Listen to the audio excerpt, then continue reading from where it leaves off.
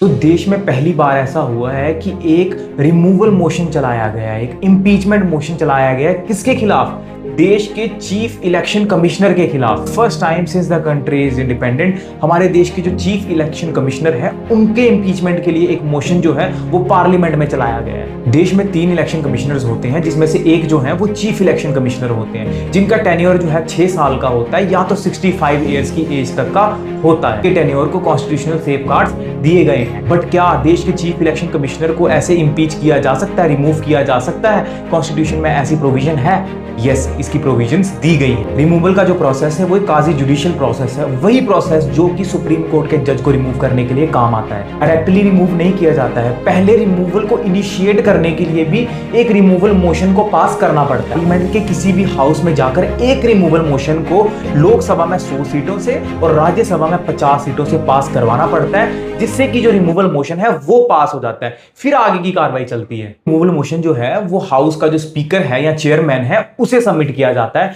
फिर आगे की कार्रवाई स्टार्ट होती है। चेयरमैन और स्पीकर के पास उस मोशन को एक्सेप्ट करने की या डिक्लाइन करने की पावर्स होती हैं। अगर वो डिक्लाइन करती है तो मोशन खत्म हो जाता है, बट अगर चेयरमैन या फिर स्पीकर उस मोशन को एक्सेप्ट कर लेती है तो फर्दर प्रोसेस चलता है, जिसमें एक 3 लोगों की कमेटी बनाई जाती है, जिसमें एक सुप्रीम कोर्ट का जज, एक हाई कोर्ट का चीफ जस्टिस और कोई ज्यूरिस्ट जो है वो मिलकर डिसाइड करते हैं कि क्या जो इल्जाम है, क्या जो ग्राउंड्स हैं वो सही है या गलत है। इलेक्शन के दौरान जो चीफ इलेक्शन कमिश्नर है उनको खुद को डिफेंड करने की पावर भी मिलती है। और अगर कमेटी डिसाइड करती है कि जो भी चार्जेस लगे हैं वो ट्रू हैं, वो सही हैं, तो उस कमेटी की रिपोर्ट उसी हाउस में दे दी जाती है जहां पर रिमूवल का प्रोसेस स्टार्ट हुआ था। फिर जाकर उसे दोनों हाउसेज में पास करना पड़ता है विद स्पेशल मेजॉरिटी। 2/3 मेंबर्स जो प्रेजेंट और वोटिंग है वो वोट करके अगर मेजॉरिटी क्लेम करते हैं तो जो है एड्रेस फर्दर प्रेसिडेंट को ट्रांसफर किया जाता है और प्रेसिडेंट उस पर साइन करते हैं और उसके बाद जो है chief election commissioner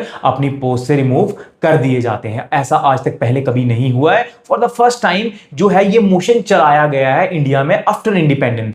for more such videos do follow the channel and will be back soon. Stay tuned. जय हिंद।